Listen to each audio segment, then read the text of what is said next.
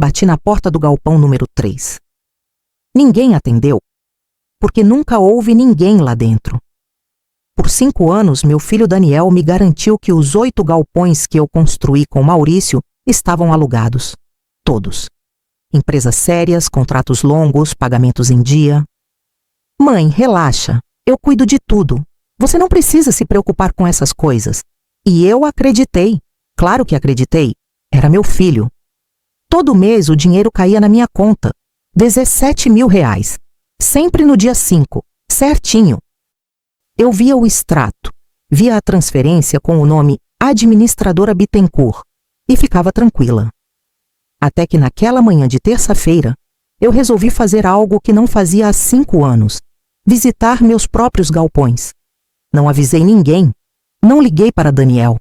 Apenas peguei meu carro velho, aquele Civic 2010 que Maurício comprou e que eu nunca quis trocar, e dirigi até a zona industrial. Cheguei no galpão número 3 às 10 da manhã. O sol já estava alto, o calor insuportável. O portão estava fechado, pinturas descascadas, mato crescendo nas frestas do concreto. Estranhei. Uma empresa funcionando ali dentro não deixaria aquilo daquele jeito. Bati na porta, nada. Bati de novo. Silêncio. Contornei o prédio, todas as janelas fechadas. Nenhum carro no estacionamento. Nenhum sinal de vida. E foi aí, olhando através de uma fresta na janela, que eu vi. Vazio. Completamente vazio. Meu coração começou a bater mais rápido. Tinha que haver uma explicação. Talvez fosse feriado. Talvez a empresa estivesse em recesso. Talvez eu tivesse vindo no dia errado. Peguei o celular. Liguei para Daniel. Chamou. Chamou. Caixa postal. Liguei de novo. Nada. Voltei para o carro. Minha cabeça girava. Dirigi até o galpão número 1. Mesmo cenário. Portão fechado, mato alto, silêncio. Galpão número 5. Mesma coisa. 7 galpões. Todos fechados. Todos vazios. Todos abandonados. Apenas o galpão número 8 tinha sinais de vida. Um caminhão velho estacionado na frente. Portão entreaberto. Entrei. Oi, tem alguém?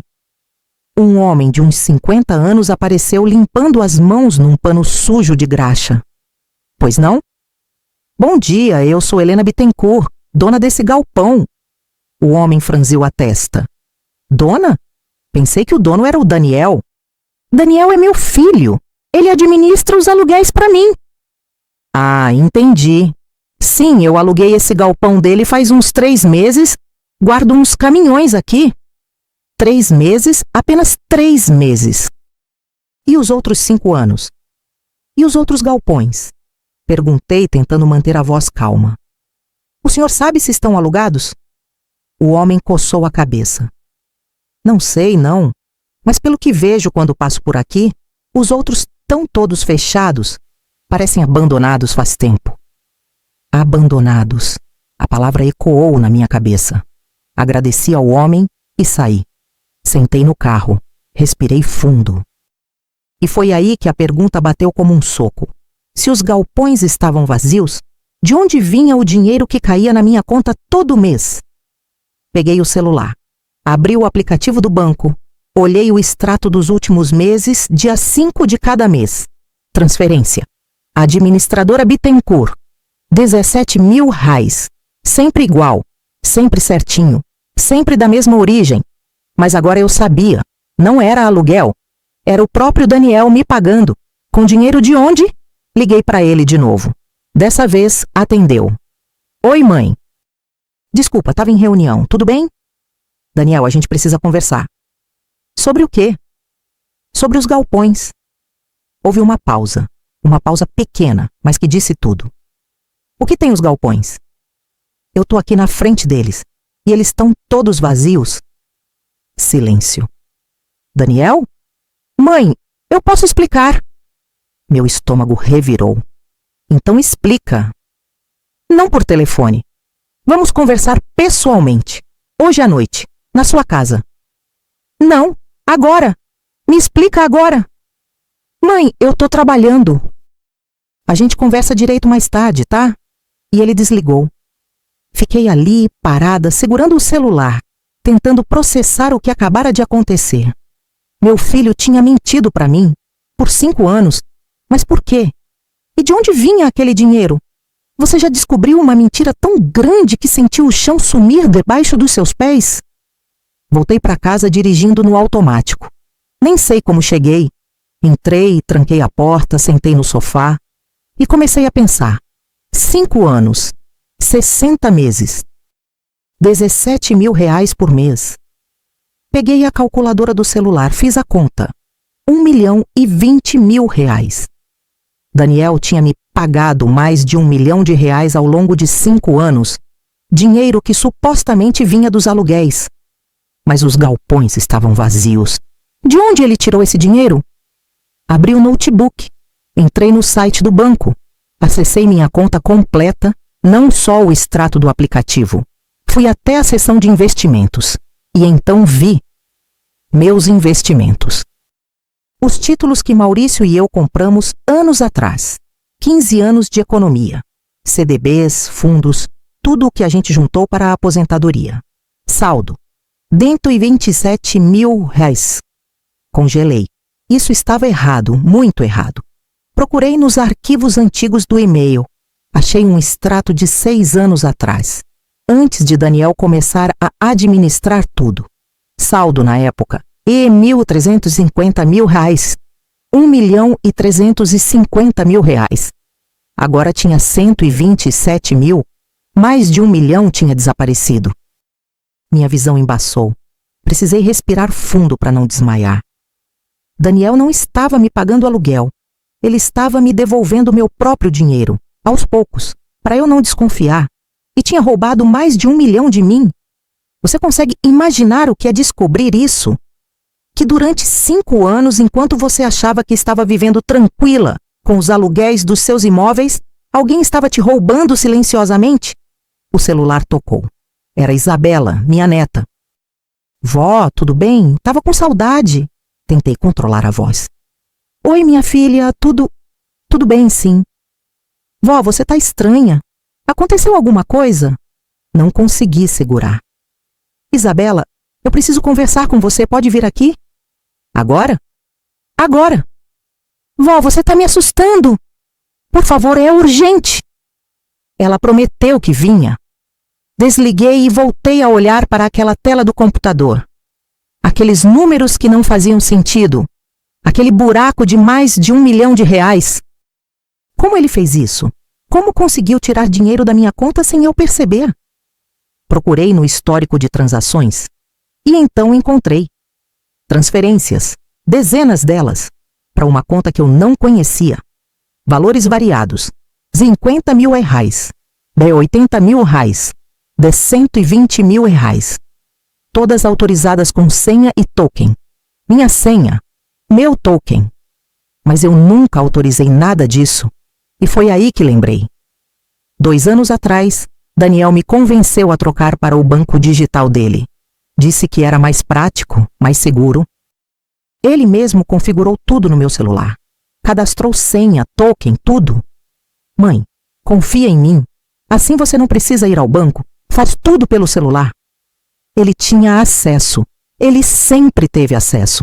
A campainha tocou. Isabela tinha chegado. Abri a porta. Ela entrou, me olhou e percebeu na hora. Vó, o que aconteceu? Sentamos, respirei fundo e contei tudo. Sobre os galpões vazios, sobre o dinheiro que desapareceu, sobre as transferências que eu não fiz.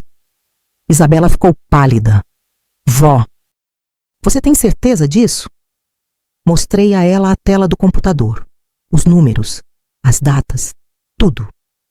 Ela cobriu a boca com a mão. Meu Deus, meu pai fez isso? Ver a dor no rosto dela me partiu o coração. Mas eu precisava de ajuda. Precisava de alguém que eu pudesse confiar. Isabela, eu não sei o que fazer. Não sei nem por onde começar. Ela segurou minha mão. A gente vai descobrir, vó. A gente vai atrás de cada centavo. Mas primeiro, a gente precisa de ajuda profissional. Você está falando de advogado? Sim, e de contador. A gente precisa rastrear esse dinheiro, ver para onde foi. Eu sabia que ela tinha razão. Mas a ideia de processar meu próprio filho me destruía por dentro. Vó, Isabela disse com firmeza, ele roubou de você, por 5 anos, mais de R$1 milhão. Isso não é erro, isso não é engano, isso é crime. Crime, meu filho, criminoso. Naquela noite, Daniel apareceu na minha casa como tinha prometido. Bateu na porta às 8 horas.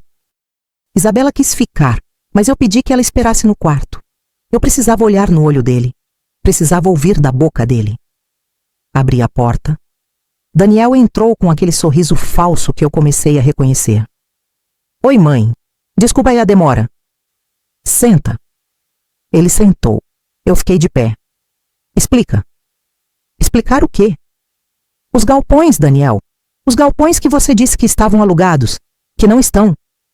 Ele suspirou, como se eu estivesse sendo dramática. Mãe, é que alguns inquilinos saíram. Tá difícil alugar? A economia tá ruim, mas eu tô cuidando, tá? Tô procurando novos locatários. Há quanto tempo eles estão vazios? Ah, uns 2, 3 meses. 2 ou 3 meses? Isso. Olhei para ele, para aquele rosto que eu conhecia tão bem, e vi a mentira estampada. Daniel, eu entrei no galpão número 8, conversei com o inquilino. Ele disse que alugou faz 3 meses e que os outros estão abandonados faz tempo. O rosto dele mudou. A máscara caiu por 1 segundo. Ele deve ter se confundido. Não. Ele não se confundiu. E eu também não vou me confundir. Eu vi com meus próprios olhos 7 galpões vazios, abandonados, e você me dizendo que estava tudo alugado. Daniel ficou em silêncio. E tem mais, continuei, a voz tremendo.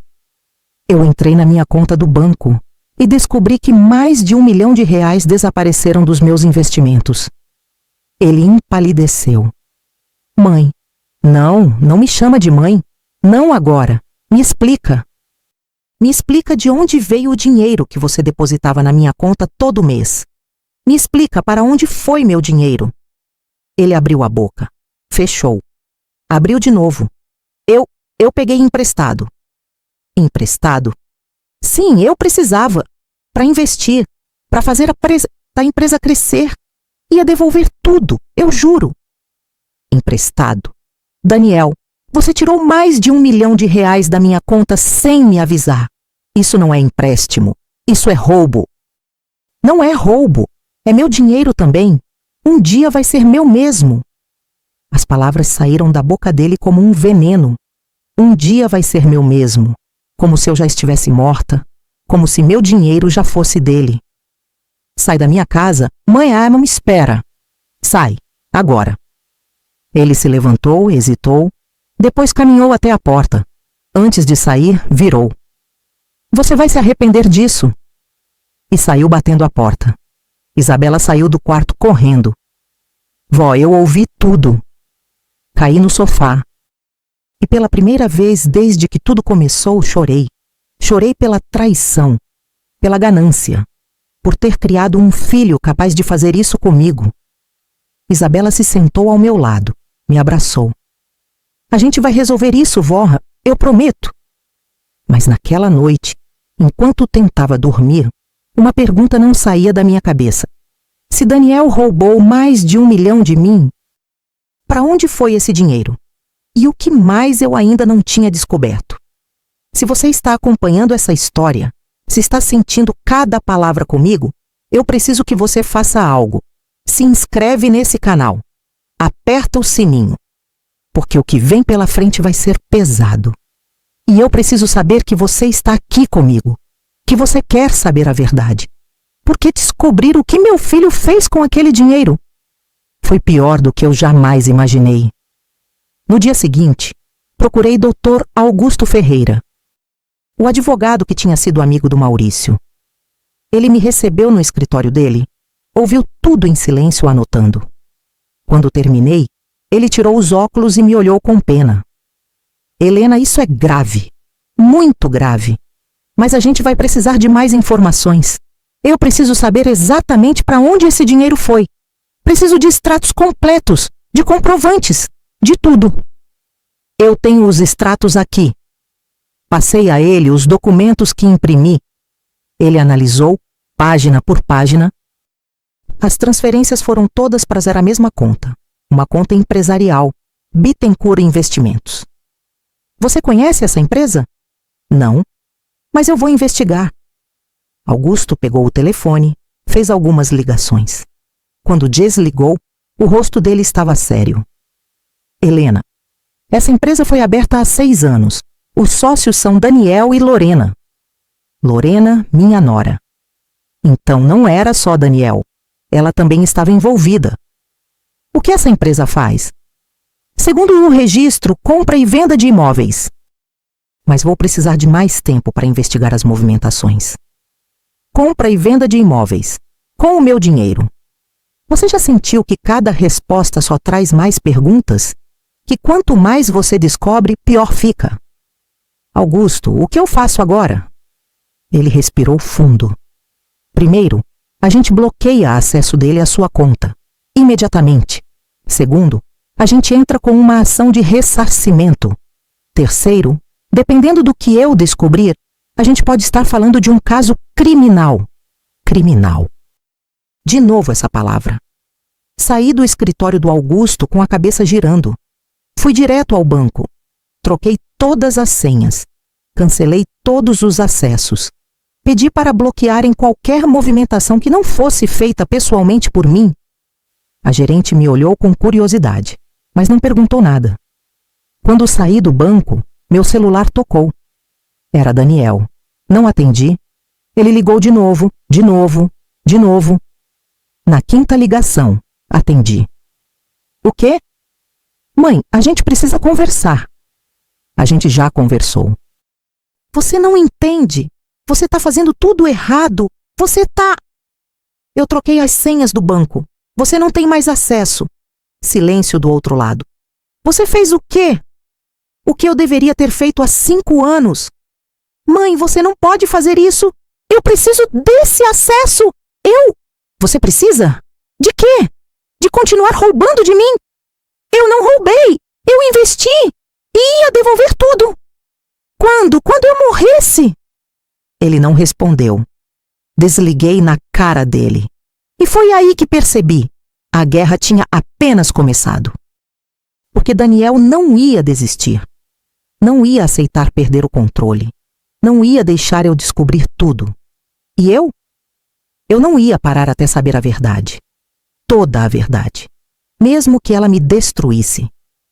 3 dias depois de bloquear o acesso de Daniel ao banco, Augusto me ligou. Helena conseguiu algumas informações sobre a Bittencourt Investimentos. Sentei na cadeira da cozinha preparada para o que viria. Fala. A empresa foi registrada há 6 anos com capital social de R$50 mil. Sócios, Daniel e Lorena. Atividade declarada, compra e venda de imóveis. Mas nos últimos 5 anos, entraram mais de R$1.200.000 nessa conta. R$1.200.000. Ainda mais do que eu tinha calculado. De onde veio esse dinheiro todo? Da sua conta, Helena. Transferências diretas. Ele tinha procuração com poderes amplos que você assinou há 7 anos, lembra? Quando Maurício faleceu e você precisou de ajuda para organizar os documentos. Lembrei. Claro que lembrei. Logo depois que Maurício morreu, eu estava perdida. Não sabia nem por onde começar com inventário, impostos, contas. Daniel se ofereceu para ajudar. Disse que precisava de uma procuração para facilitar as coisas. Eu assinei sem pensar 2 vezes. Essa procuração ainda está válida? Estava até 3 dias atrás, quando você revogou no banco. Mas o estrago já estava feito. Ele usou esse documento para transferir dinheiro da sua conta para a empresa dele por anos. E para onde foi esse dinheiro? Augusto hesitou. Ainda estou investigando. Mas pelos registros que consegui acessar, a Bittencourt Investimentos comprou 5 imóveis nos últimos 4 anos. Apartamentos, todos na zona sul da cidade. 5 apartamentos, com o meu dinheiro. No nome de quem estão esses apartamentos? Da empresa. Tecnicamente são patrimônio da Bittencourt Investimentos, não de Daniel ou Lorena pessoalmente. Mas eles são os donos da empresa? Exatamente. Então era isso. Daniel roubou meu dinheiro para construir um patrimônio próprio. Apartamentos que eu nunca ia ver, que eu nunca ia saber que existiam. Augusto, eu quero esses apartamentos de volta. Quero cada centavo. E você vai ter, mas vai levar tempo. A gente precisa provar que o dinheiro veio de forma ilícita, que você não autorizou essas transferências e que ele usou a procuração de má fé. Tempo. Sempre tempo. Quanto tempo? Meses, talvez 1 ano. 1 ano para recuperar o que era meu.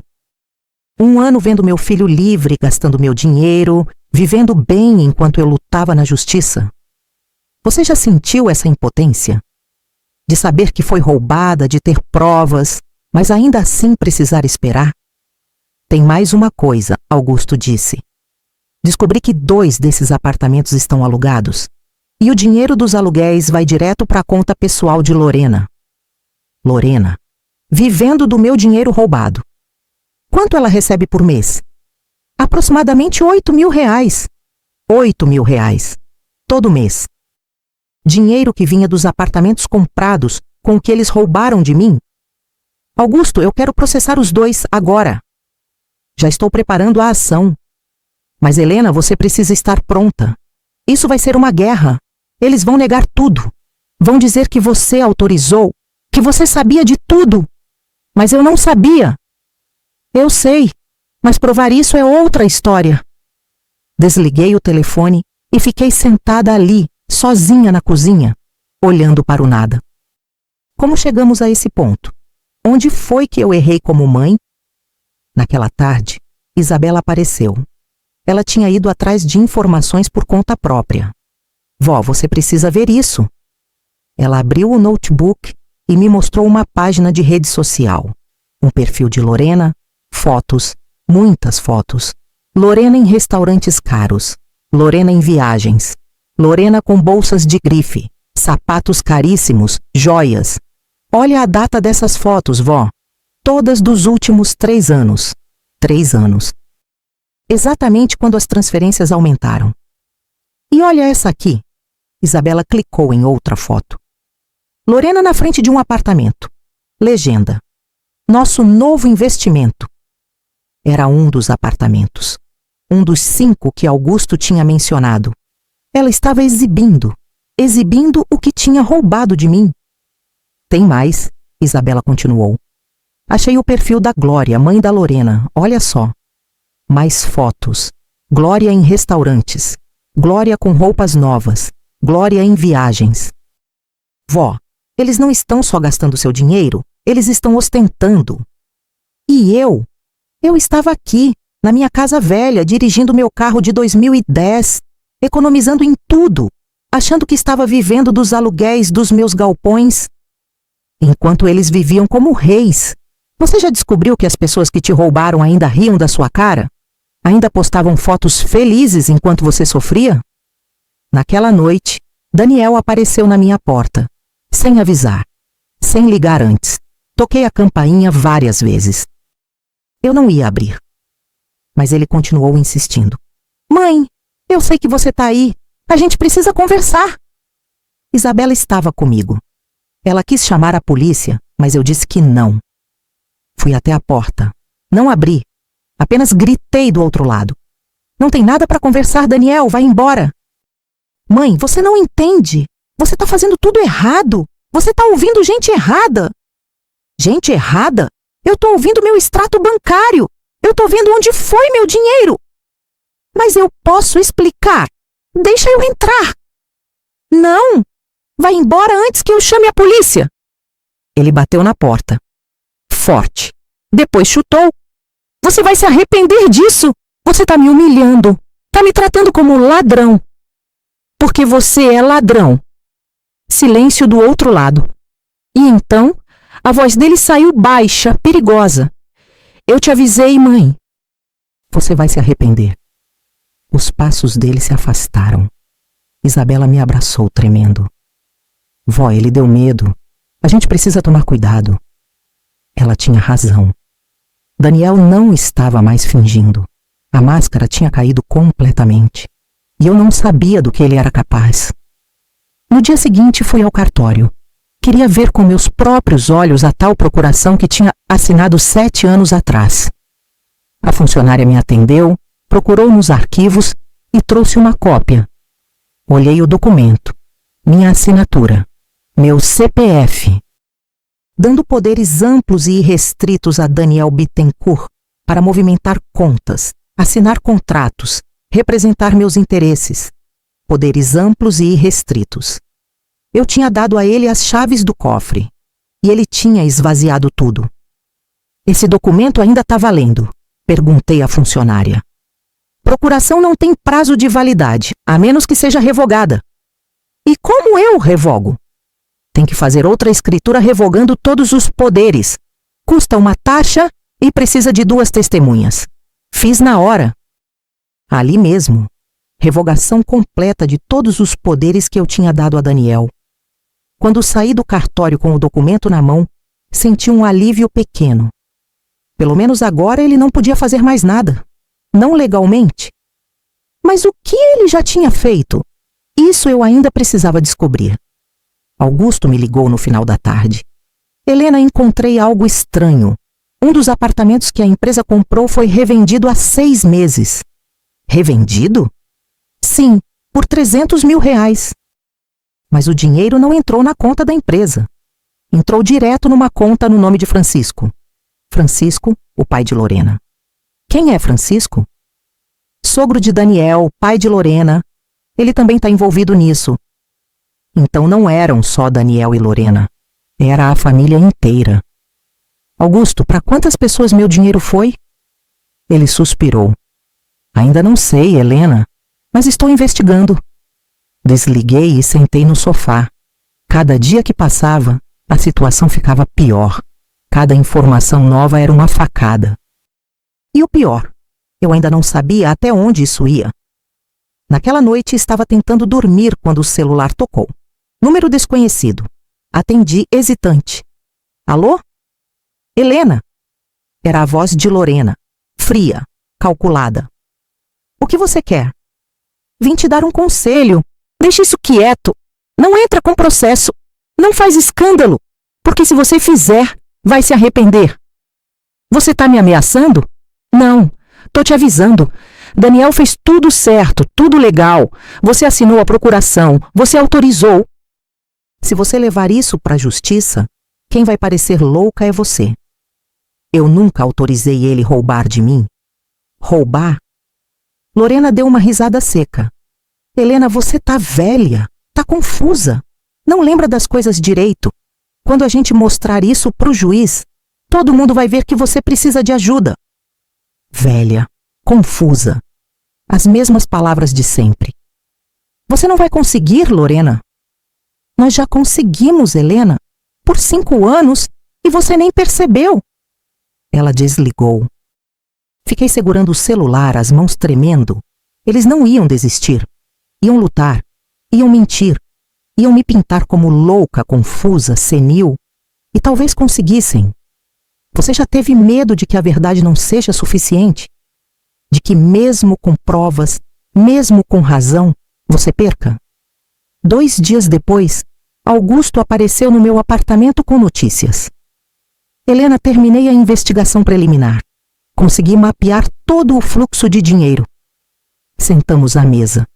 Ele abriu uma pasta cheia de documentos. Do valor total que saiu da sua conta, R$1.200.000. Aqui está para onde foi. R$500.000. Compra de 3 apartamentos ainda no nome da empresa. R$300.000. Compra de um apartamento revendido para Francisco. R$200.000. Transferências diretas para a conta pessoal de Lorena. R$150.000. Saques em dinheiro, destino não identificado. R$50.000. Despesas da empresa, viagens, restaurantes. Olhei para aqueles números. Minha vida. Meu trabalho. Tudo resumido em linhas numa planilha. E o apartamento que foi revendido para Francisco? Perguntei. Ele revendeu de novo 2 meses depois por 400 mil, lucrou 100 mil em cima do seu dinheiro. Eles não tinham só roubado, tinham lucrado em cima do roubo. Augusto, eu quero tudo isso na justiça. Quero que eles respondam, cada um deles. Vou protocolar a ação na segunda-feira. Mas, Helena, você precisa saber. Eles vão reagir. E não vai ser bonito. Deixa eles reagirem, porque naquele momento eu não tinha mais medo. Eu tinha raiva. Raiva suficiente para ir até o fim. E dessa vez, eu não ia recuar. Cada centavo roubado, cada mentira contada, tudo documentado. Se você está acompanhando, deixa seu like. Porque o que acontece quando eles descobrem que eu sei de tudo? Você não vai acreditar. Na segunda-feira, Augusto protocolou a ação. Pedido de ressarcimento integral, anulação das compras dos apartamentos e abertura de inquérito por apropriação indébita. A notificação chegou a Daniel 2 dias depois. E foi aí que o inferno começou. Ele não ligou, não mandou mensagem. Simplesmente apareceu na minha casa com um advogado. Bateram na porta. Isabela estava comigo. Não abri. Dona Helena? Uma voz masculina gritou. Sou Dr. Pires, advogado do Sr. Daniel. Vim notificá-la de uma ação de interdição que está sendo movida contra a senhora. Interdição. De novo. Abri a porta só uma fresta. Do outro lado, Daniel com o rosto fechado e um homem de terno. Interdição? Repeti. Sim, meu cliente está preocupado com sua saúde mental. A senhora tem feito acusações graves, infundadas, e está demonstrando sinais de confusão. Ele está entrando com um pedido para que a senhora seja avaliada por um perito. Sinais de confusão. Eles iam usar a mesma estratégia. Me pintar como louca, como incapaz. Eu não estou confusa, eu estou muito lúcida. E tenho todas as provas do que ele fez. O advogado sorriu. Um sorriso frio, profissional. A senhora vai ter oportunidade de apresentar suas provas ao juiz. Boa tarde. Eles foram embora. Fechei a porta e encostei nela, as pernas fracas. Vó, eles não vão conseguir, Isabela disse. Você tem provas, extratos, documentos, eles não têm nada. Mas eu sabia que não era tão simples. Porque quando você acusa alguém de roubo, a primeira coisa que eles fazem é te acusar de loucura. E às vezes, essa estratégia funciona. Liguei para Augusto. Contei sobre a notificação. Esperado, ele disse. É a jogada clássica. Mas a gente está preparado. Vou pedir avaliação médica também, mas de um perito da sua escolha. E vou anexar todos os documentos provando que você está lúcida, organizada e foi vítima de um crime. Augusto, eu tô com medo. Eu sei, Helena. Mas você não está sozinha. E dessa vez a verdade vai vencer. Eu queria acreditar. Queria mesmo. Mas o medo continuava ali. Pequeno, insistente, sussurrando. E se não for suficiente? E se eles vencerem? E se eu perder tudo de novo? A data da perícia psiquiátrica foi marcada para dali a 3 semanas. 3 semanas de preparação. 3 semanas de ansiedade. 3 semanas me perguntando se seria julgada capaz ou incapaz. Augusto me orientou como na outra vez. Dormir bem, comer direito, manter a calma. Ele disse que o perito faria perguntas sobre memória, sobre rotina, sobre minhas finanças.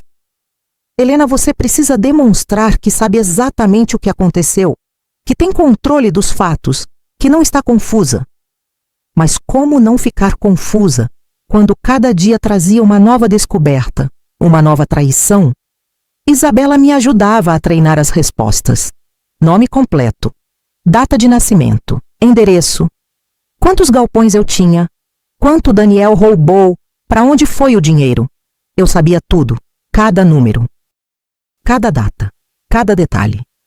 Mas sabia também que não bastava saber. Eu precisava parecer confiante, precisava parecer forte. E alguns dias eu não me sentia nem um pouco forte. Foi numa dessas manhãs difíceis que decidi fazer algo que Augusto não tinha recomendado: visitar os apartamentos. Eu precisava ver com meus próprios olhos. Precisava sentir o que tinha sido comprado com meu dinheiro roubado. Peguei os endereços que Augusto tinha me passado, 5 apartamentos, todos na Zona Sul. Coloquei no GPS e saí. O primeiro ficava num prédio novo, vidros espelhados, portaria 24 horas. Estacionei em frente. Entrei no saguão. O porteiro me olhou, educado, mas desconfiado. Boa tarde, posso ajudar? Sim, vim visitar o apartamento 502. A senhora tem chave? Não, mas sou a proprietária. O porteiro franziu a testa. O apartamento 502 pertence a Bittencourt Investimentos, senhora. Está alugado para uma família. Não posso deixar subir sem autorização. Alugado, claro. Augusto tinha dito. O dinheiro dos aluguéis ia direto para Lorena. Quanto eles pagam de aluguel? Desculpe, senhora. Não posso passar essa informação. Agradeci e saí. Fiquei ali, parada na calçada, olhando para aquele prédio bonito, moderno, caro, comprado com meu dinheiro, alugado para estranhos, e eu nunca soube. Você já ficou na frente de algo que deveria ser seu e sentiu que não tinha direito nem de entrar? Fui ao segundo apartamento. Mesmo cenário. Prédio novo, portaria, alugado. Terceiro apartamento. Igual. No quarto endereço tive uma surpresa. O apartamento estava vazio. Placa de aluga-se na fachada. Liguei para o número do anúncio. Uma voz feminina atendeu. Alô? Oi, boa tarde. Vi o anúncio do apartamento para alugar. Ainda está disponível? Sim, quero agendar uma visita. Quero, pode ser agora? Agora, deixa eu ver. Sim, pode. Estou aqui perto. Te encontro lá em 15 minutos. Esperei na frente do prédio. Uma mulher de uns 40 anos chegou de carro, chaves na mão. Você é a interessada? Sim. Subimos. Ela abriu a porta do apartamento. 2 quartos, sala ampla, cozinha americana. Tudo novinho, tudo vazio. Quanto tá o aluguel? Perguntei. R$ 4.500. Condomínio incluso. 4.500. Por um apartamento que tinha sido comprado com R$ 120 mil do meu dinheiro. E a proprietária? Perguntei. Quem é? A empresa Bittencourt Investimentos. Eu sou só a corretora. Você conhece os donos da empresa? Ela hesitou. Conheço o Daniel. É ele quem cuida das negociações. Daniel. Meu filho. Negociando aluguéis de apartamentos comprados com dinheiro roubado de mim. E ele é... Como é ele como proprietário? A corretora deu um sorriso forçado. Olha, entre nós, ele é bem complicado, sempre atrasando pagamentos de IPTU, de condomínio. A gente tem que ficar cobrando. Mas enfim, o apartamento é bom. Vale a pena. Sempre atrasando pagamentos. Então Daniel não estava só roubando meu dinheiro. Estava gastando mal. Estava deixando dívidas. Agradeci à corretora, disse que ia pensar e saí. Voltei para casa com a cabeça girando. Aqueles apartamentos eram meus. Deveriam ser meus, mas estavam no nome de uma empresa que eu nunca autorizei, sendo alugados para pessoas que pagavam para Lorena. E Daniel ainda tinha coragem de dizer que estava investindo. Quando cheguei em casa, Isabela estava me esperando com uma expressão tensa. Vó, tem uma coisa que eu preciso te contar. Sentamos. Ela respirou fundo. Eu falei com meu pai hoje. Meu coração apertou. Você falou com ele? Ele me ligou, chorou. Disse que está desesperado, que você está destruindo ele, que ele só tentou ajudar e agora está sendo acusado de ladrão. Isabela, eu sei, vó. Eu sei que ele mentiu. Eu sei que ele roubou. Mas ele ainda é meu pai. E eu não sei como lidar com isso. Olhei para aquela menina de 18 anos, dividida entre a lealdade à avó e o amor pelo pai. E meu coração partiu. Minha filha, eu entendo. E eu não espero que você escolha lado. Mas eu preciso que você saiba. Eu não estou fazendo isso para destruir ele. Eu estou fazendo porque ele me destruiu primeiro. Isabela limpou as lágrimas. Ele disse mais uma coisa. Disse que se você não desistir do processo, ele vai revelar coisas sobre você. Coisas que vão te fazer parecer mal. Coisas sobre mim? Que coisas? Ele não disse o quê. Só disse que tem como provar que você não está bem. Que você tem confundido coisas há anos. Mentiras. Mais mentiras. Mas mentiras bem contadas podem ser mais fortes que a verdade. Vó, você tem certeza que quer continuar com isso? Porque vai ficar pior, muito pior. Olhei para ela e pela primeira vez senti dúvida. Será que eu estava fazendo a coisa certa? Será que não seria melhor desistir, deixar para lá, tentar reconstruir alguma coisa? Mas então lembrei. Lembrei dos 5 anos de mentiras, do 1.200.000 roubados, dos apartamentos que eram meus e que eu nunca vi, da vida luxuosa que eles viviam enquanto eu economizava. Isabela, se eu desistir agora, eles vencem. E se eles vencerem, outras pessoas vão sofrer o mesmo que eu, porque gente assim não para. Nunca para. Ela assentiu, mas vi que ainda estava em conflito. E eu entendia, porque o que eu estava fazendo não machucava só Daniel, machucava Isabela também, mas não havia outro caminho. Naquela noite recebi um e-mail, remetente desconhecido, assunto: você vai se arrepender. Abri, mesmo sabendo que não deveria. Dentro apenas uma foto. A foto de uma mulher idosa sentada numa cadeira de rodas, olhar vazio, numa sala que parecia uma clínica. E embaixo uma frase: é aqui que você vai acabar se continuar com essa palhaçada. Fechei o notebook. As mãos tremiam. Eles estavam tentando me assustar. E estavam conseguindo. Liguei para Augusto, contei sobre o e-mail. Helena, salva isso, printa, guarda, isso é ameaça. E pode ser usado contra eles. Mas Augusto, e se eles realmente conseguirem me internar? E se o juiz acreditar neles? Não vai acreditar. Você tem provas, documentos, extratos, eles têm mentiras. Mas mentiras bem contadas podem ser mais fortes que documentos. Os dias que se seguiram foram os mais difíceis. A data da perícia se aproximava. E a cada dia a pressão aumentava. Daniel começou a espalhar para amigos e conhecidos que eu estava doente, que estava acusando ele de coisas absurdas, que estava precisando de ajuda. Pessoas que eu conhecia há anos começaram a me olhar diferente, com pena, com dúvida. Uma vizinha me parou na rua. Helena, é verdade que você acusou seu filho de roubo? É verdade, porque ele roubou. Ela fez uma cara de quem não acreditava. Mas Helena, o Daniel sempre foi tão bom filho, sempre cuidou de você. Será que você não está confundindo as coisas? Confundindo as coisas. Como se 1.200.000 pudessem ser confundidos. Não estou confundindo nada, respondi seca. Mas percebi que a semente da dúvida já tinha sido plantada. E isso era exatamente o que Daniel queria. 3 dias antes da perícia, Lorena apareceu na minha porta. Não bateu. Apenas ficou do lado de fora, esperando eu sair. Quando abri a porta para pegar o jornal, ela estava lá. Helena. Dei um passo para trás, assustada. O que você quer? Vim fazer uma proposta. Não quero ouvir. Você devia, porque é sua última chance. Fiquei parada, alerta. Daniel está disposto a devolver parte do dinheiro, metade, 600 mil. Mas você precisa desistir do processo, agora. 600 mil. Metade do que roubaram. E a outra metade? A gente já gastou, não tem mais. Mas 600 mil é melhor que nada, não é? Olhei para aquela mulher na minha frente. Linda, bem vestida, cheia de joias.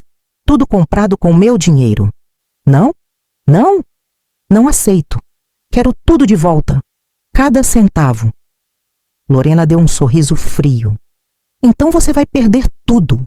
Porque quando o juiz ouvir o que a gente tem para dizer sobre você, ele vai te declarar incapaz. E sabe o que acontece depois? você perde o controle de tudo. E quem fica responsável pelos seus bens? Seu único filho, Daniel. Meu sangue gelou. Ele nunca vai ter controle dos meus bens de novo. Vai sim, porque você não vai ter escolha. Quando você for declarada incapaz, vão nomear um tutor. E quem você acha que o juiz vai escolher? Um estranho? Ou o filho dedicado que cuidou de você por anos? Ela estava certa. E isso me apavorou. Pensa bem, Helena. 600 mil agora. Ou nada. E ainda por cima perder sua liberdade. Ela virou as costas e foi embora. Fechei a porta e encostei nela, as pernas fracas. Será que eu estava lutando uma batalha impossível? Será que no final, mesmo com razão, eu ia perder? Você já teve tanto medo de fazer a coisa certa que pensou em desistir? Liguei para Augusto. Contei sobre a visita de Lorena. É blefe, Helena. Eles estão com medo. Se não estivessem, não viriam oferecer acordo. Mas e se não for blefe? E se eles realmente tiverem algo contra mim? Então a gente descobre o que é e desmonta. Mas você não pode desistir agora. Não quando está tão perto. Perto de quê? De vencer? Ou de perder tudo? Naquela noite, não consegui dormir. Fiquei olhando para o teto, repassando tudo na cabeça. Os galpões vazios, o dinheiro sumido, os apartamentos, as ameaças, a proposta de acordo. E amanhã? Amanhã ia a perícia. O dia que podia mudar tudo. O dia que ia decidir se eu era capaz ou incapaz. Se eu era vítima ou louca. Fechei os olhos, respirei fundo e pedi forças para o que viria, porque eu sabia. O pior ainda estava por vir. O dia da perícia chegou e o que aconteceu naquela sala mudou tudo. Se você está acompanhando, se inscreve no canal e ativa o sino, porque você precisa saber como termina essa história. No dia da perícia, acordei às 5 da manhã. Não porque quisesse, apenas não consegui dormir mais. Tomei banho, me vesti com cuidado, escolhi uma roupa simples, elegante. Queria parecer lúcida, confiável, no controle. Isabela me levou. Augusto nos encontrou na porta do fórum. Helena, lembra o que conversamos? Respira. Mantenha calma. Responde as perguntas com clareza. Entramos. A sala era pequena, fria. Uma mesa, algumas cadeiras. Um homem de jaleco branco já estava lá. O perito. Dona Helena? Sou o Dr. Valadares. Por favor, sente-se. Sentei. As mãos suavam. Ele começou com perguntas simples. Nome. Idade. Onde nasci. Nome dos meus pais. Respondi tudo com calma. A senhora pode me dizer que dia é hoje? Dia 12, quinta-feira. E o mês? Maio. E o ano? 2025. Ele anotava tudo. A senhora tem filhos? Sim, um filho. Daniel. E netos? Uma neta. Isabela. A senhora mora sozinha? Sim. A senhora trabalha? Não mais. Sou aposentada. Mas tenho aluguéis de galpões industriais. Ele levantou os olhos da prancheta. Aluguéis? Sim, 8 galpões. Que eu construí com meu falecido marido. E quem administra esses aluguéis? Olhei para ele e disse com toda a firmeza que consegui: ninguém. Eles estão vazios há anos. E meu filho mentiu dizendo que estavam alugados enquanto roubava meu dinheiro. O perito parou de escrever. E eu soube. Ali começava a minha verdadeira luta. O Dr. Valadares me olhou por cima dos óculos quando mencionei o roubo. A senhora pode explicar melhor essa situação? Respirei fundo e contei, desde o começo, os 5 anos de mentiras, os galpões vazios, o dinheiro que sumiu dos investimentos, as transferências para a empresa fantasma, os apartamentos comprados com meu patrimônio. Ele anotava tudo em silêncio. Quando terminei, ele fechou a prancheta. Dona Helena, a senhora tem documentos que comprovem tudo isso? Tenho. Extratos bancários, contratos, registro da empresa, tudo. E a senhora está processando seu filho? Sim. Como a senhora se sente em relação a isso? Parei. Ninguém tinha me perguntado isso antes. Eu me sinto traída, mas principalmente eu me sinto roubada. E não importa quem seja, quando alguém te rouba, você precisa reagir. Ele assentiu, anotou mais alguma coisa. Dona Helena, vou ser honesto com a senhora. Meu papel aqui não é julgar se houve ou não roubo. Meu papel é avaliar sua capacidade cognitiva. Se a senhora tem condições de administrar seus próprios bens e tomar suas próprias decisões. O juiz vai usar meu laudo para fundamentar a decisão dele, mas a decisão final é sempre do magistrado. Entende? Entendi. O perito não decidia minha vida, apenas dava uma opinião técnica, mas uma opinião que tinha muito peso. Vou fazer mais algumas perguntas, tá bem? Assentei. As perguntas continuaram. Sobre memória recente, memória antiga, capacidade de fazer contas, de tomar decisões. Se a senhora tivesse R$1.000 e precisasse pagar uma conta de 300, quanto sobraria? 700. Se a senhora quisesse comprar um imóvel, quais documentos precisaria? Respondi. RG, CPF, comprovante de renda, certidões. A senhora toma algum medicamento? Tomo, para pressão e para colesterol. Lembra o nome deles? Lembrava. Disse os nomes, as dosagens, os horários. Depois de quase 1 hora, ele encerrou.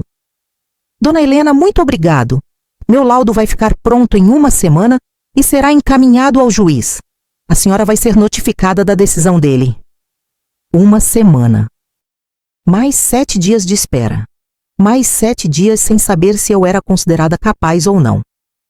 Saí daquela sala exausta. Isabela me esperava no corredor ansiosa. E aí, vó, como foi? Não sei, ele fez muitas perguntas. Eu respondi tudo. Agora espere esperar. Augusto veio até nós. Helena, você foi muito bem. Eu conheço o Dr. Valadares. Ele é justo. Não se deixe influenciar. Se você demonstrou lucidez, ele vai atestar. Mas e se não fosse suficiente? Voltamos para casa em silêncio. Cada uma perdida nos próprios pensamentos. Passaram-se 5 dias. 5 dias de angústia. 5 dias esperando o telefone tocar. No 6º dia, Augusto ligou. Helena, o laudo saiu. Meu coração disparou. E? O Dr. Valadares considerou você plenamente capaz, sem nenhum sinal de demência, confusão mental ou incapacidade cognitiva.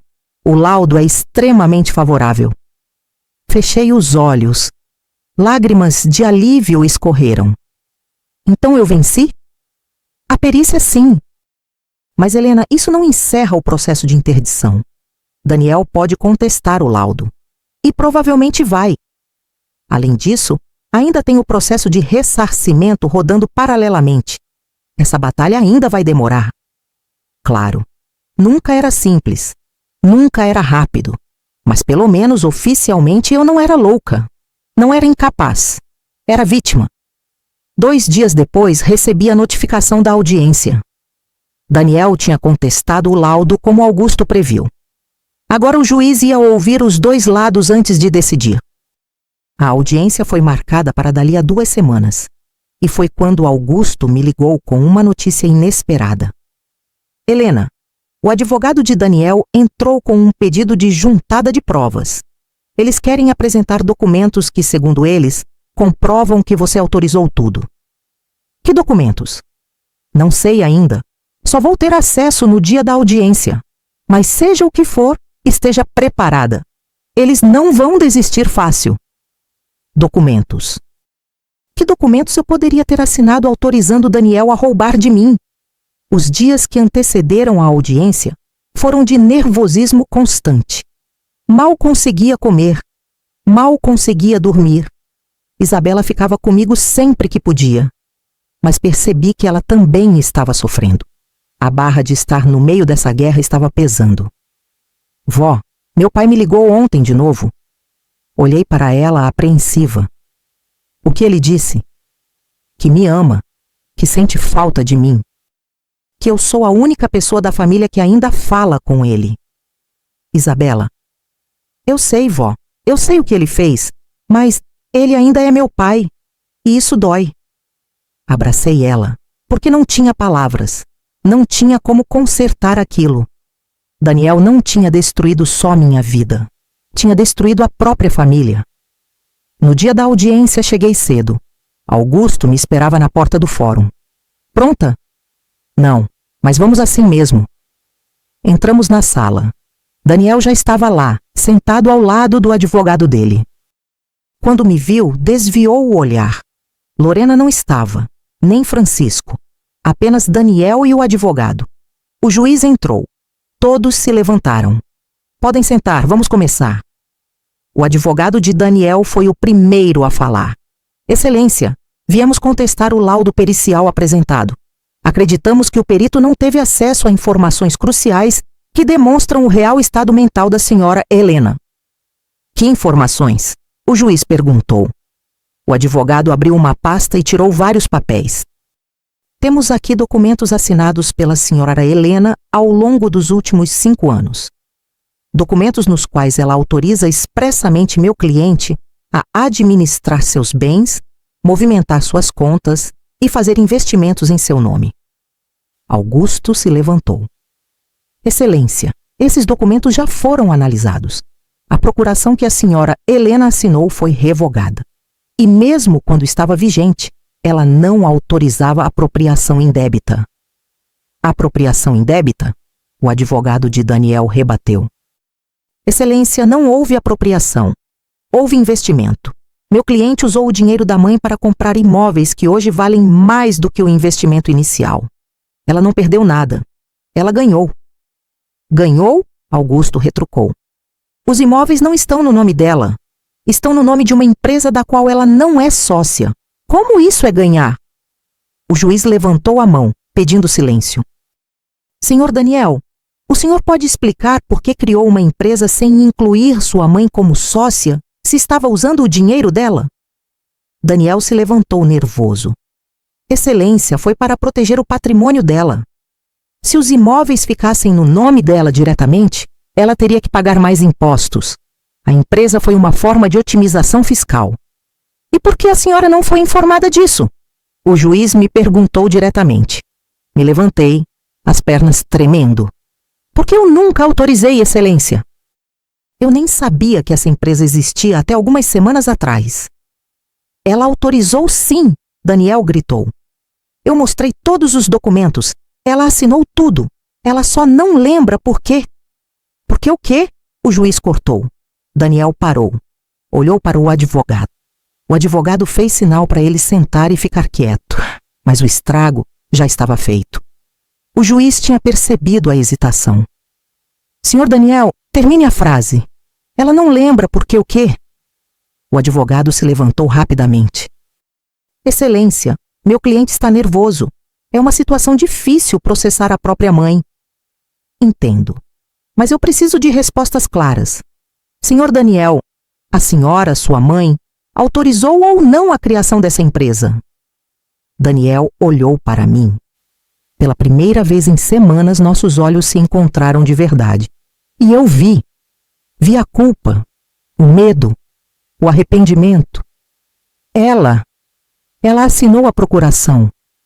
E eu achei que isso era autorização suficiente. Autorização suficiente para quê? Para usar o dinheiro dela sem avisá-la. Daniel não respondeu. O juiz suspirou. Vou analisar todos os documentos apresentados, mas a princípio, considerando o laudo pericial que atesta a plena capacidade da senhora Helena e considerando a falta de clareza nas explicações do senhor Daniel, eu tendo a acreditar que houve, no mínimo, falta de transparência. A decisão sobre a interdição será proferida em 10 dias. E recomendo fortemente que as partes tentem um acordo antes disso. Acordo. De novo. Saímos da sala. Daniel tentou se aproximar. Mãe. Não. Mãe, por favor. A gente precisa conversar. Resolver isso. Não tem nada para resolver, Daniel. Você roubou de mim. E agora vai pagar. Eu não roubei. Eu investi! E se você não fosse tão teimosa, tão o quê? Tão lúcida, tão capaz? É isso que te incomoda? Que eu descobri. Ele ficou em silêncio. Virei as costas e fui embora. Uma semana depois, o advogado de Daniel entrou em contato com Augusto propondo um acordo. Eles devolveriam R$800 mil em parcelas ao longo de 2 anos. Em troca, eu desistiria do processo criminal. Augusto me ligou para perguntar o que eu achava. 800 mil é mais da metade do que foi roubado, Helena. E você receberia aos poucos, mas receberia. Se continuar com o processo, pode levar anos. E não há garantia de que você consiga recuperar tudo. E os apartamentos? Ficariam com eles, mas você teria o dinheiro. Fiquei em silêncio pensando. 800 mil. Não era tudo, mas era alguma coisa. Você já teve que escolher entre justiça completa e justiça possível? Quanto tempo eu tenho para decidir? 3 dias. 3 dias para decidir o futuro. Para decidir se aceitava o acordo ou se continuava lutando. Conversei com Isabela. Ela disse que a decisão era minha, que ela ia me apoiar de qualquer jeito. Conversei comigo mesma. Pensei em tudo o que tinha passado, em tudo o que tinha perdido. E no final tomei uma decisão. Liguei para Augusto. Não aceito, tem certeza? Absoluta. Eu não quero 800 mil. Eu quero 1.200.000. Eu quero os apartamentos.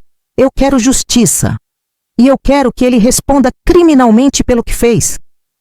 Augusto ficou em silêncio por alguns segundos. Então vamos até o fim. Vamos! Desliguei o telefone. E pela primeira vez em muito tempo, senti que tinha tomado a decisão certa. Porque não era sobre dinheiro. Nunca foi. Era sobre dignidade. E a minha? Não tinha preço. Recusei o acordo. E quando a decisão do juiz saiu, tudo mudou. Se você está acompanhando, deixa seu like e se inscreve. Porque o final dessa história você não vai acreditar. 2 dias depois, o juiz proferiu a decisão sobre a interdição. Augusto me ligou logo cedo. Helena, a decisão saiu. E? O juiz negou o pedido de interdição. Você foi considerada plenamente capaz. E mais, ele determinou a abertura de inquérito policial para investigar a apropriação indébita. Daniel vai responder criminalmente. Sentei na cama. As mãos tremiam. Criminalmente? Sim, o Ministério Público vai investigar. Se houver indícios suficientes, ele vai ser denunciado. E pode pegar de 1 a 4 anos de prisão, dependendo do valor. Prisão. Meu filho. Na prisão. Você já venceu algo e sentiu que perdeu ao mesmo tempo? Helena, você tá aí? Tô. Eu não sei como me sentir. É normal. Mas você fez a coisa certa. E agora a justiça vai seguir seu curso. Desliguei. Fiquei sentada na cama, olhando para a parede. Eu tinha vencido. Oficialmente. Judicialmente. Mas por que não parecia vitória? Isabela chegou 1 hora depois. Quando contei, ela chorou. Meu pai vai ser preso? Não sei. Depende da investigação. Vó. Eu sei que ele errou, eu sei. Mas ele ainda é meu pai. E eu não sei como lidar com isso. Abracei ela. Apertei forte. Eu também não, minha filha. Eu também não. Porque no fim, não havia certo e errado absoluto.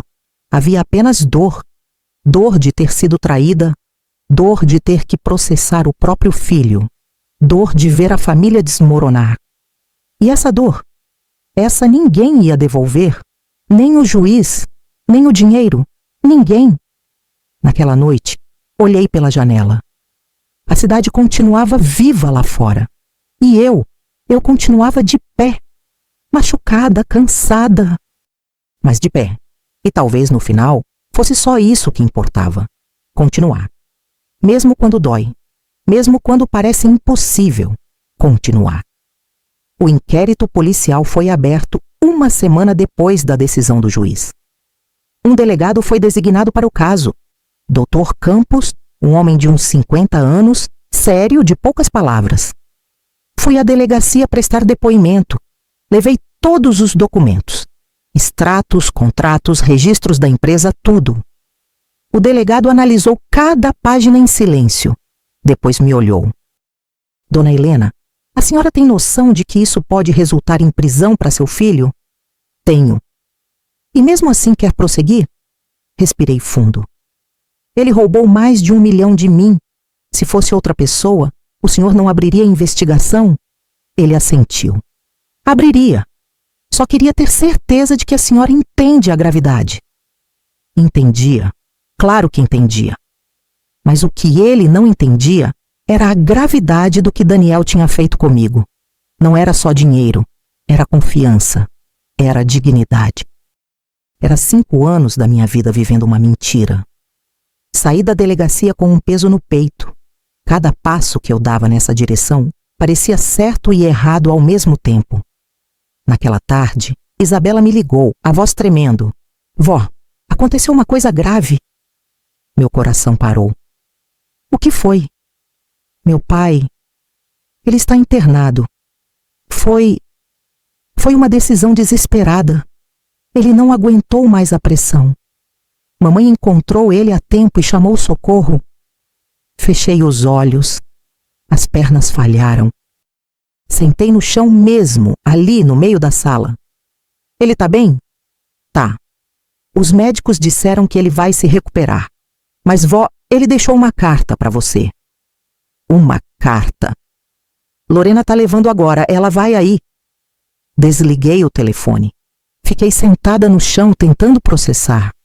Daniel tinha chegado ao limite. E uma parte de mim, uma parte pequena e ferida, se perguntou: foi culpa minha? Você já se sentiu responsável pela dor de quem te machucou?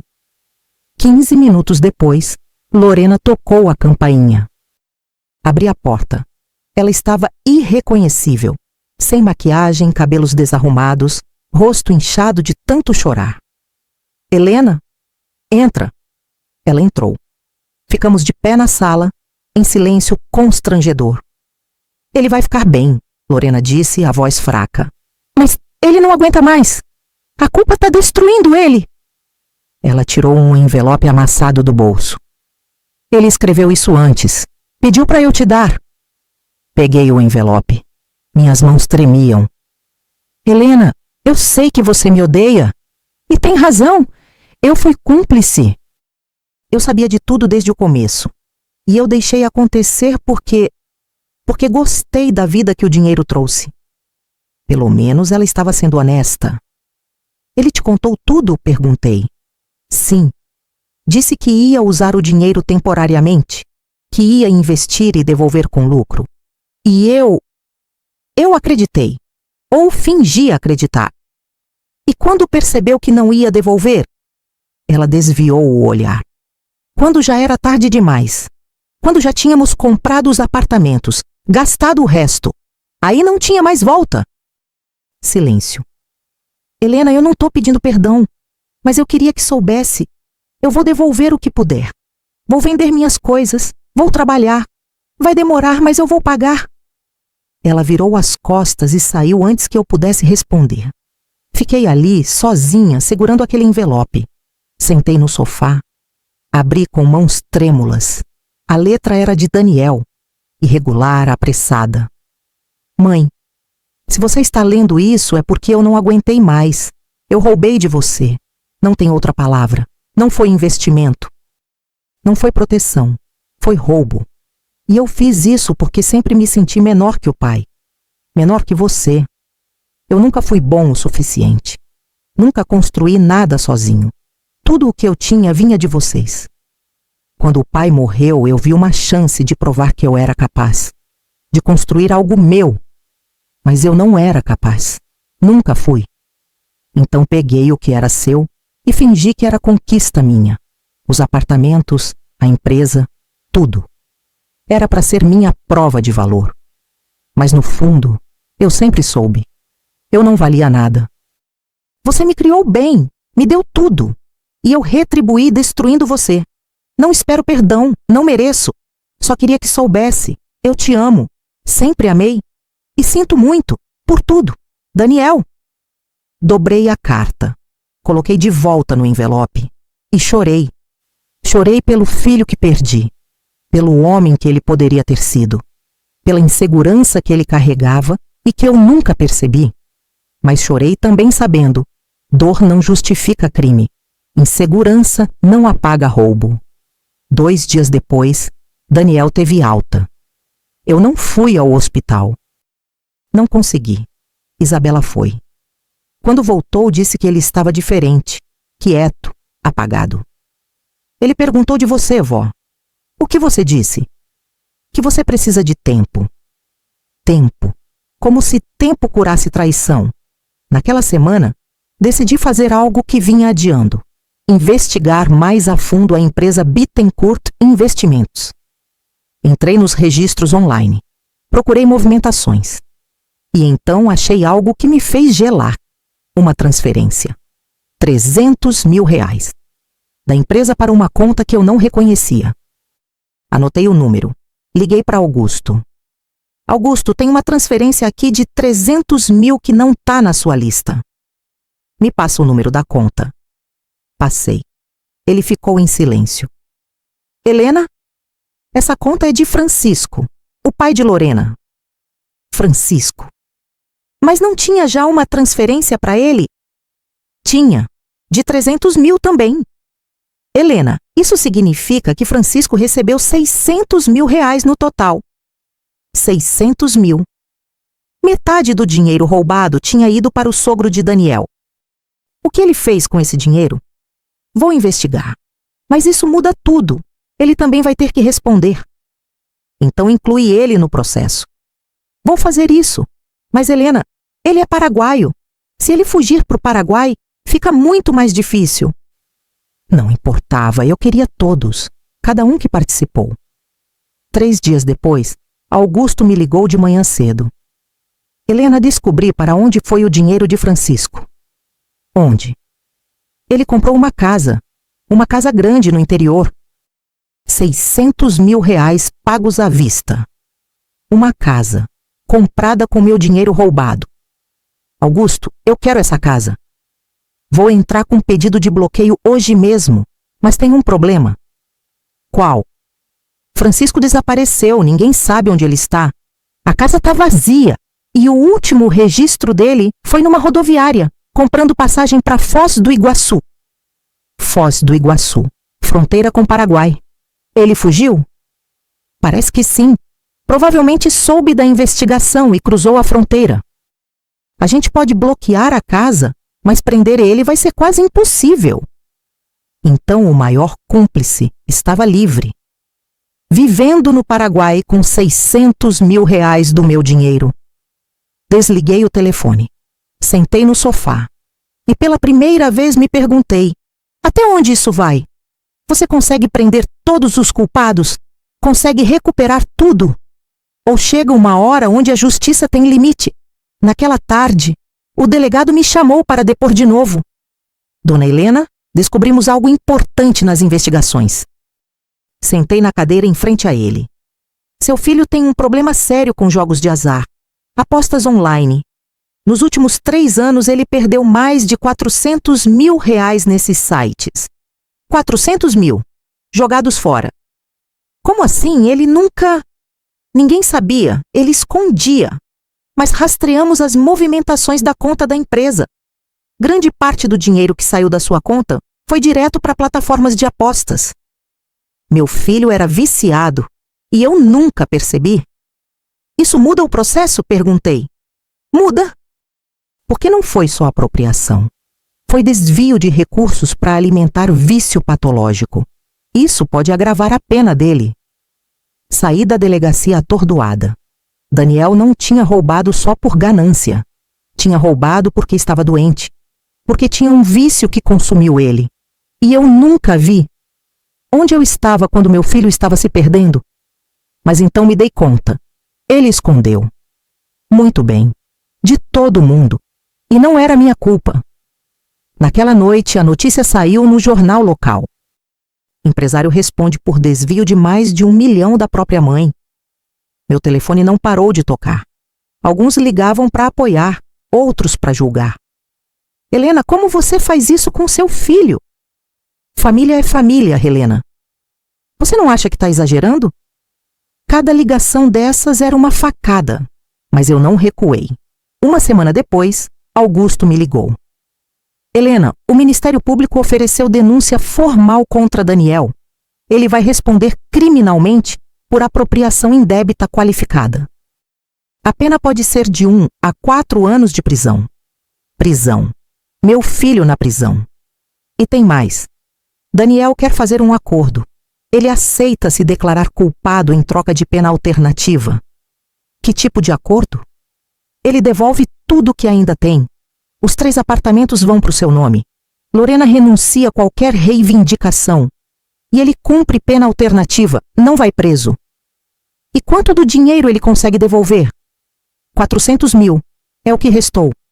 400 mil dos 1.200.000. Mais 3 apartamentos. Não era tudo, mas era mais do que nada. Quanto tempo eu tenho para decidir? 1 semana. 1 semana para escolher entre justiça completa que talvez nunca viesse ou justiça parcial mais real.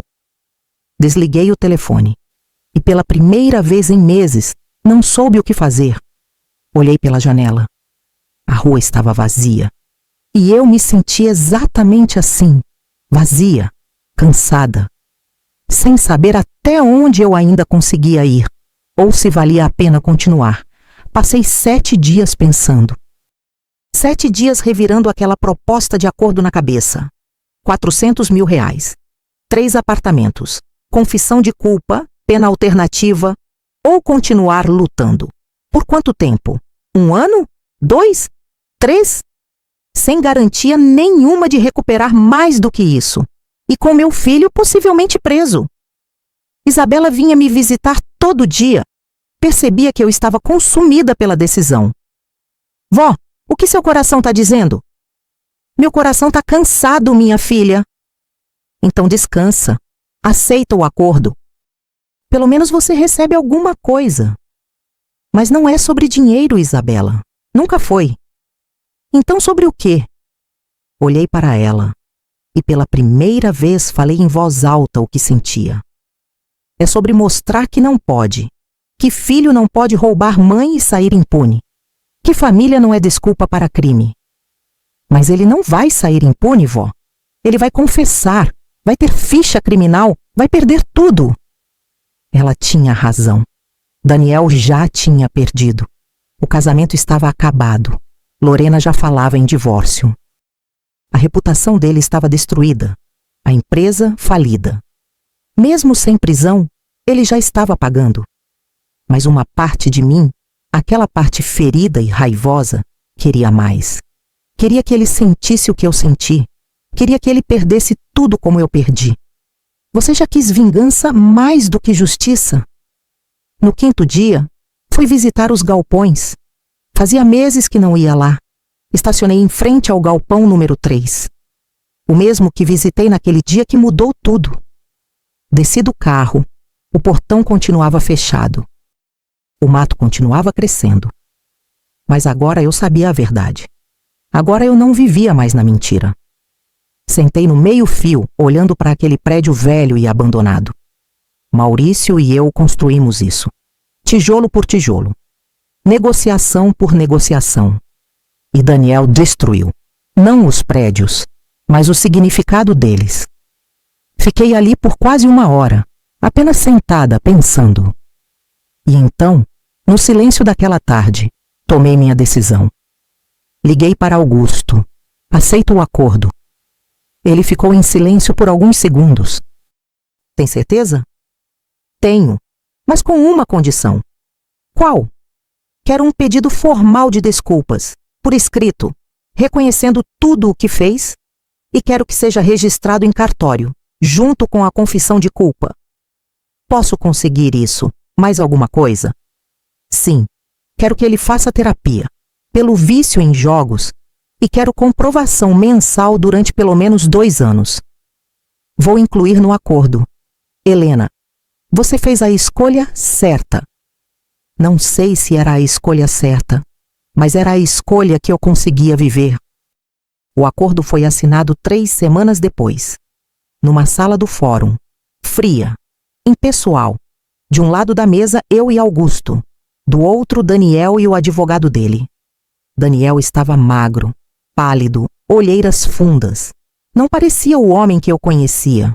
Ou talvez fosse exatamente o homem que eu nunca quis ver. O juiz leu os termos do acordo em voz alta. O réu confessa a prática de apropriação indébita. Devolve à vítima a quantia de R$400 mil a ser paga em 24 parcelas. Transfere para o nome da vítima 3 imóveis registrados em nome da empresa Bittencourt Investimentos. Renuncia a qualquer reivindicação futura sobre o patrimônio da vítima. E cumpre pena alternativa de prestação de serviços comunitários pelo período de 2 anos. Minha vitória. No papel. As partes concordam? Augusto olhou para mim. Assenti. Concordamos. O advogado de Daniel fez o mesmo. Senhor Daniel? O juiz perguntou. Daniel levantou os olhos, me olhou e pela primeira vez em meses vi lágrimas. Concordo. O juiz bateu o martelo. Acordo homologado. Processo encerrado. Encerrado. 5 anos de mentiras, meses de investigação, R$1.200.000 roubados, e tudo terminava assim, numa sala fria, com um martelo batendo. Saímos da sala. Daniel tentou se aproximar. Mãe! Levantei a mão pedindo que parasse. Não, não aqui. Quando então? Não sei, talvez nunca. Vi a dor no rosto dele, mas não recuei. Eu assinei o acordo, Daniel. Mas isso não significa perdão. Significa que eu escolhi seguir em frente, com ou sem você. Ele abriu a boca para falar, mas não saiu som. Apenas assentiu e virou as costas. Isabela me esperava no corredor. Me abraçou forte. Acabou, vó. Acabou.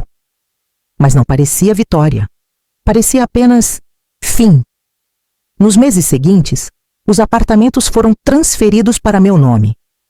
3 apartamentos de 2 quartos na Zona Sul.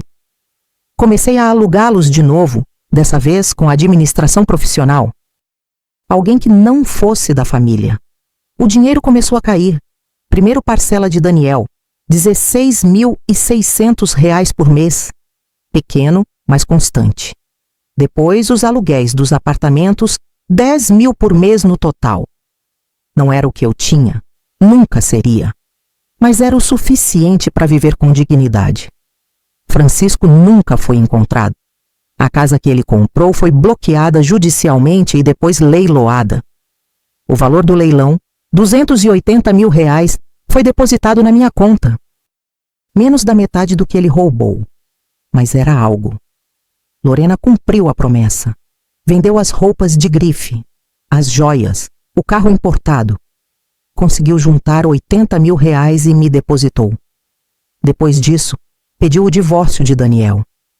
No total, ao longo de 1 ano e meio, consegui recuperar aproximadamente R$760 mil dos R$1.200.000. Não era tudo, mas era mais do que muita gente consegue. Daniel cumpriu a pena alternativa. Trabalhava 3 vezes por semana numa instituição de idosos. Isabela me contava que ele estava diferente, mais quieto, mais humilde e que fazia terapia toda semana. Para o vício em jogos, eu não o visitei, não consegui. Mas guardava os comprovantes de pagamento que chegavam todo mês. Prova de que ele estava cumprindo o acordo. 6 meses depois do acordo, recebi uma carta dele, pelo correio, envelope simples, dentro uma única folha. Mãe, não espero que leia isso, não espero que responda. Mas preciso escrever, eu entendi. Finalmente entendi o que fiz. Não foi só roubar dinheiro, foi roubar sua paz, sua confiança, sua vida.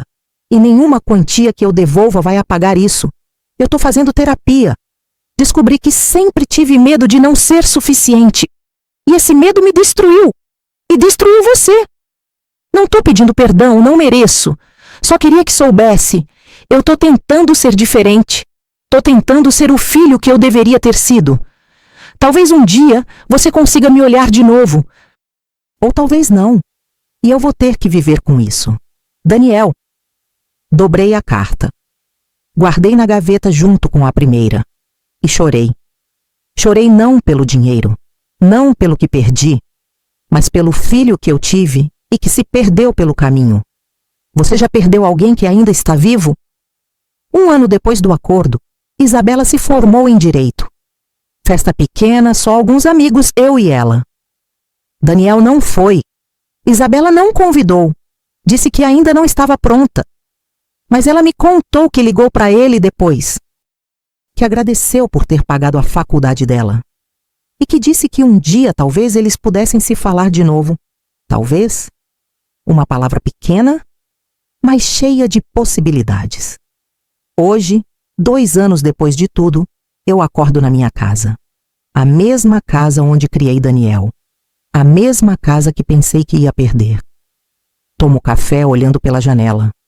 Vejo o sol nascer. E agradeço por estar viva, por estar inteira, por estar livre. Os galpões continuam lá. 7 deles ainda vazios. Um alugado, monumentos do que foi. E do que poderia ter sido. Às vezes penso em vendê-los, começar do zero. Mas não consigo. São a última coisa que me conecta com Maurício, com a vida que a gente construiu, então eles ficam. Vazios, mas meus. Daniel terminou a pena alternativa. Conseguiu um emprego pequeno numa empresa de logística. Ganha pouco. Mora num apartamento alugado. Vida simples. Isabela diz que ele está bem, que está sóbrio, que não joga mais e que pergunta de mim todo mês. Sempre a mesma pergunta. Ela tá bem? E Isabela sempre responde: tá. Eu não sei se um dia vou conseguir olhar para Daniel de novo, falar com ele, perdoar, talvez sim, talvez não. Mas aprendi algo nesses 2 anos. Perdão não é obrigação.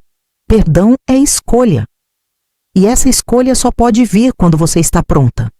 E eu ainda não estou. Talvez nunca esteja. E tudo bem, porque eu não preciso perdoar para seguir em frente. Eu não preciso esquecer para viver. Eu só preciso acordar todo dia e escolher continuar. E é isso que eu faço. Todo dia, uma escolha de cada vez. Ontem estava organizando papéis quando encontrei uma foto antiga. Eu, Maurício e Daniel. Daniel tinha uns 10 anos. Estávamos na frente do primeiro galpão que compramos. Olhei para aquela foto por muito tempo. Aquele menino sorrindo era inocente, cheio de sonhos, cheio de futuro. O que aconteceu com ele? Onde foi que deu errado? Não sei. Talvez nunca saiba. Mas guardei a foto. Porque apesar de tudo, aquele menino existiu. E eu amei ele. O homem que ele se tornou? Esse eu não conheço mais. Mas o menino eu ainda amo. E talvez isso seja suficiente. Se você chegou até aqui, se acompanhou cada momento dessa história, eu tenho algo a te dizer. Obrigada. Obrigada por me ouvir, por não me julgar, por entender que às vezes a vida nos coloca em situações impossíveis. E tudo o que podemos fazer é escolher o menos doloroso. Se você já passou por algo parecido, se já foi traída por quem amava, se já teve que escolher entre perdoar e se proteger, saiba, você não está sozinha e você é mais forte do que imagina. Deixa aqui embaixo nos comentários. Você teria aceitado o acordo? Ou teria ido até o fim? Eu leio todos. Todos mesmo. E se inscreve no canal. Porque histórias como essa, a gente precisa contar para que outras mulheres saibam que podem reagir, que podem lutar, que podem vencer, mesmo quando a vitória não é perfeita. Porque no final, o que importa não é quanto você recuperou, é quem você se tornou na luta. Hoje de manhã estava tomando café quando o telefone tocou. Número desconhecido. Atendi hesitante. Alô? Dona Helena? Uma voz feminina, jovem. Aqui é Marcela, da imobiliária. A senhora se lembra de mim? Lembrei. A corretora que me mostrou o apartamento há mais de 1 ano. Sim, lembro, tudo bem? tudo, ligo porque... Bom, recebi uma proposta de compra para um dos seus apartamentos. Uma proposta muito boa. E queria saber se a senhora tem interesse em vender. Uma proposta. Quanto? 350 mil. À vista. 350 mil reais. Por um apartamento que foi comprado com 120 mil do meu dinheiro. Lucro. Real. Concreto. Você quer saber o que eu respondi? Eu disse que ia pensar, porque percebi algo naquele momento. Eu não estava mais desesperada. Não estava mais lutando para sobreviver. Eu estava escolhendo, ativamente, conscientemente, vender ou não vender, perdoar ou não perdoar, seguir em frente ou olhar para trás. Tudo eram escolhas, minhas escolhas, e pela primeira vez em anos, eu me senti dona da minha própria vida. Não porque recuperei o dinheiro, não porque venci o processo, mas porque descobri que justiça não é sobre quanto você recupera, é sobre quanto você se recupera. E eu me recuperei. 3 semanas atrás, encontrei Daniel por acaso, num supermercado, corredor de limpeza. Ele estava comprando detergente, o mais barato. Nossos olhos se cruzaram. Ele congelou, eu também. Por longos segundos ficamos ali parados, olhando um para o outro. E então, ele fez algo que me pegou de surpresa. Inclinou a cabeça, levemente, respeitosamente, e seguiu andando. Não tentou falar, não tentou se explicar, não tentou se desculpar de novo. Apenas respeitou meu espaço, minha dor, minha escolha de não falar com ele. E sabe de uma coisa? Aquilo me trouxe mais paz do que qualquer desculpa poderia trazer, porque mostrou que ele finalmente entendeu, que ele finalmente respeitou, que ele finalmente aceitou as consequências do que fez. Não sei se um dia vou falar com Daniel de novo, se vou conseguir perdoar completamente, se vamos reconstruir alguma coisa. Mas sei que pela primeira vez, ele está me dando espaço para decidir.